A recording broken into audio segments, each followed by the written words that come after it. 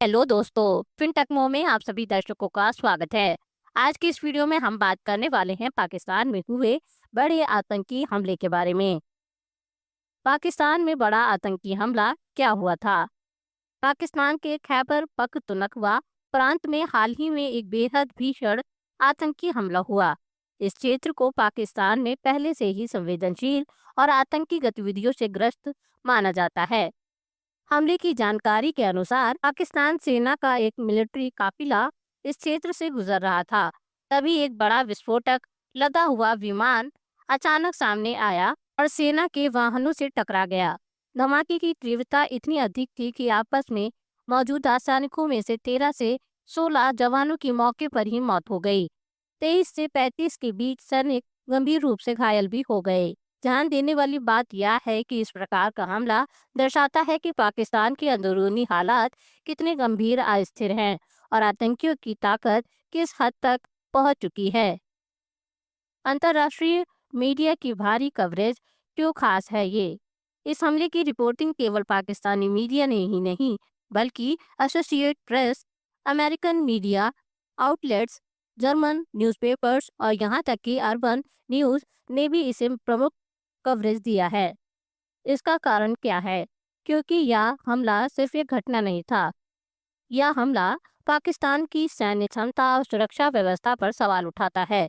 यह दिखाता है कि आतंकवाद और असुरक्षा पाकिस्तान में कितनी गहराई तक फैली है। और सबसे जरूरी बात, हमले के बाद पाकिस्तान ने भारत पर सीधा आरोप लगाया, जिससे इसका अंतर्राष्ट्रीय महत्व और बढ़ गया। भारत पर आरोप। पाकिस्तान की रणनीति। पाकिस्तान ने इस हमले के तुरंत बाद 28 जून को वजीरिस्तान में हुए एक कथित हमले के लिए भारत को जिम्मेदार ठहराया। पाकिस्तान आर्मी ने बयान जारी पर भारत पर हमला रिस्पॉन्सर करने का आरोप लगाया। यह रणनीति पाकिस्तान अक्सर अपनाता है, भीतरी असफलताओं, सैन्य चूक को भारत पर मढ़ना ताकि घरेलू असंतोष से ध्यान हटाया जा सके। भारत ने इस आरोप को सख्ती से खारिज करते हुए कहा, we reject this statement with the content it deserves. यानी भारत ने स्पष्ट रूप से पाकिस्तान के दावे को झूठा, बेबुनियाद और भ्रामक बताया। आसिफ मुनीर की धमकी, क्या ये सिर्फ शब्द हैं या इरादे? हमले के बाद पाकिस्तान की army chief Asim Munir action में आए। यही हिस्सा घटना को और ज्यादा खतरनाक और गंभीर बनाता है। आसिम मुनीर अब फील्ड मार्शल बन चुके हैं, जो कि पाकिस्तान आर्म्ड फोर्सेस का सबसे ऊंचा सैन्य पद होता है। पाकिस्तान के इतिहास में अब तक केवल 3 फील्ड मार्शल हुए हैं और लगभग हर बार उन्होंने भारत के खिलाफ आक्रामक रुख अपनाया। उन्होंने कहा, कश्मीर आतंकवाद नहीं, एक जायज अंतर्राष्ट्रीय संघर्ष है। भारत कश्मीरी लोगों की आवाज़ दबा रहा है। जो लोग संघर्ष को खत्म करना चाहते हैं, वो उसे और गहरा बना रहे हैं। उन्होंने कुरान की एक आयत का हवाला देते हुए कहा, और अल्लाह सबसे बेहतरीन योजनाकार है। अंततः हम ये कह सकते हैं, उन्होंने धार्मिक और सैन्य दोनों स्तरों पर भारत को धमकी दी और संकेत दिया है कि पाकिस्तान भविष्य में कश्मीर मुद्दे को लेकर और आक्रामक हो सकता है। क्या भारत पाकिस्तान में टकराव बढ़ सकता है?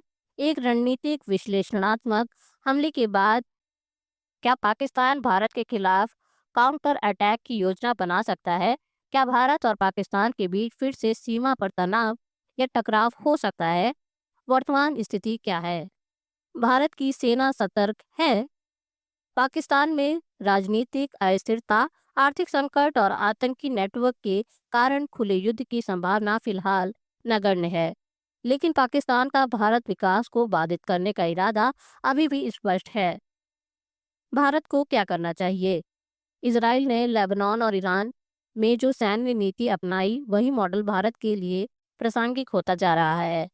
लेबनान मॉडल क्या है? दुश्मन की जमीन पर मजबूत स्ट्रैटेजिक आतंकी ठिकानों को सर्जिकल या एरिया स्ट्राइक से खत्म करना, सैन्य दबदबा इस हद तक बनाना कि दुश्मन फिर हमला करने की हिम्मत न करे, डिप्लोमेटिक कवर के साथ सैन्य कार्रवाई को अंजाम देना। भारत के लिए इस मॉडल का मतलब आतंकियों जैसे हाफिज सईद और جیش محمد کے چیف جو پاکستان میں کھلے عام گھوم رہے ہیں انہیں ٹارگٹ کرنا۔ بھارت کا ڈیفنس بجٹ اور سینیہ سمتائیں جتنی مضبوط ہونی چاہیے کہ کوئی آتنکی سنگٹھن بھارت کو چنوتی نہ دے سکے۔ کشمیر میں استھرتا اور پورے دیش میں سرکشا بنائے رکھنے کے لیے آکرامک رننیتی ضروری ہے۔ نشکرش: پاکستان میں ہوا یہ حملہ کیول ایک آتنکی واردات نہیں بلکہ ایک بھوشیہ کی چیتاونی ہے۔